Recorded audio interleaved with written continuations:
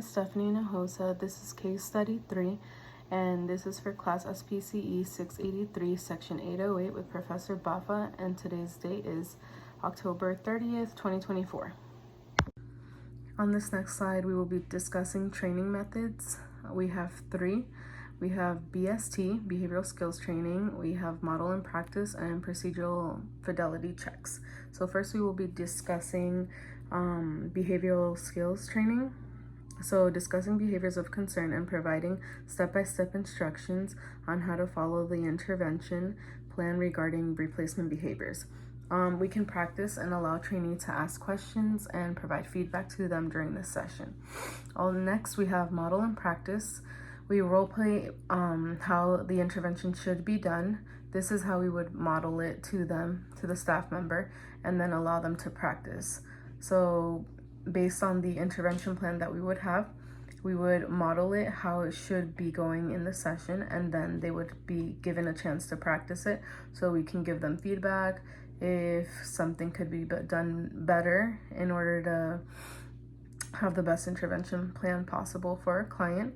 And the next one, we have procedural fidelity check, which is done with trainee after to make sure the intervention is being implemented correctly. We will get into more detail about this procedural fidelity check and how to calculate in another slide. In this slide, we will be talking about how to measure validity.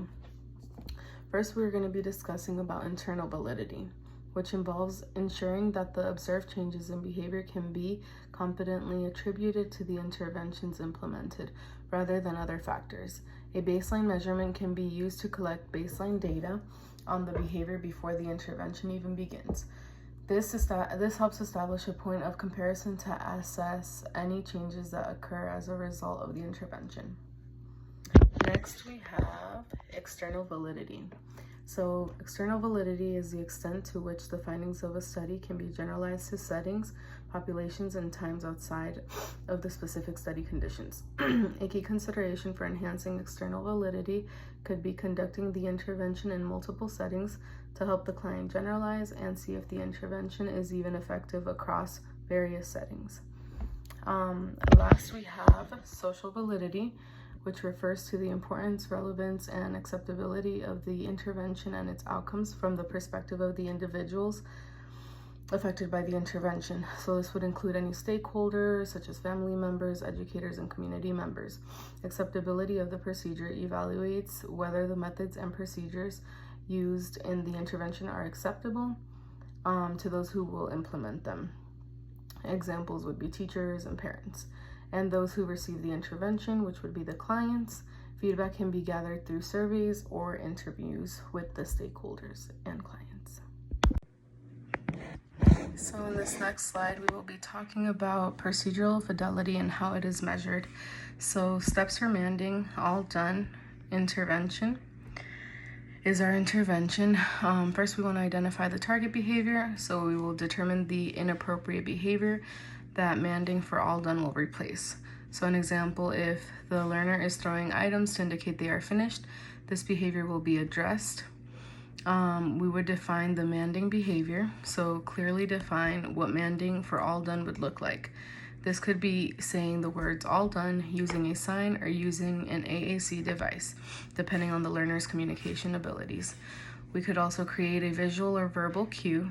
We would use this cue that will prompt the learner to use the mand. This could be a visual symbol, like a picture of a finished activity, or a verbal prompt such as, what do you say when you're done? We would also have to set up the environment, arrange the learning environment to encourage all the opportunities for the learner to practice manding, ensure that the activities are clear and that they are defined. They have defined ending points for each activity. We would also model the mand, demonstrate the mand, all done. For example, when finishing a task, model saying all done and reinforce it with an appropriate response. Provide opportunities for practice. So after modeling, provide structured opportunities for the learner to practice using the mand. Ensure that the activities are engaging and that can be completed, leading the learner to feel the need to communicate they are finished. Another step would be prompting demand. Use prompts as necessary to encourage the learner to use demand. This could be through verbal prompts, what do you say when you're done, or physical prompts guiding their hand to sign. We would also want to reinforce demand. When the learner successfully demands for all done, provide immediate reinforcement. This could be a verbal praise, a tangible reward, or access to a preferred activity. Reinforcement should be consistent to encourage the behavior. Lastly, we have a fade prompts. Gradually reduce the level of prompting as the learner becomes more independent in using demand.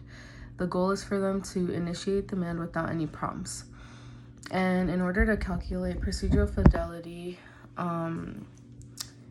we would calculate the total score using the binary scoring system. Total score equals number of items completed correctly divided by total number of items on the checklist. In this slide, we will be discussing the relevance to the BACB task list. So I have I4 through I7. First, we're going to talk about I4. Train personnel to completely perform assessment and intervention procedures. During the behavioral skills training, we are training our staff members and making sure that they understand how to complete these intervention procedures. So I felt like this was relevant to the BACB task list. Next, we have I5, use performance monitoring, feedback, and reinforcement systems. So we will be monitoring the staff or trainees' performance.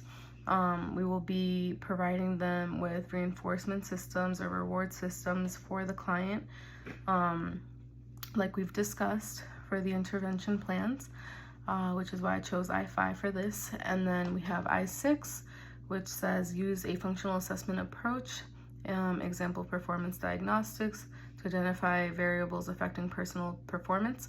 So I use this because it relates to the procedural fidelity checks to make sure what variables could be affecting intervention plans. For example, if the client or staff is not performing the interventions correctly based off the checklist, this is something that we could discuss or go over, which is why I6 is relevant to this, to the BACB task list. And for our final task list, we have I7, which is use function-based strategies to improve personal performance. So we will be improving personal performance because we will be having one-on-one sessions, supervising with the trainee or staff member, allowing them to ask questions, being able to do role plays with them, model, practice the behavioral skills trainings that we talked about as well. So this are function-based strategies that are evidence-based, and we can improve the performance on how they are implementing these intervention plans. That way our clients could have better results in our intervention plans. And those are the 4 task list items that I chose for this.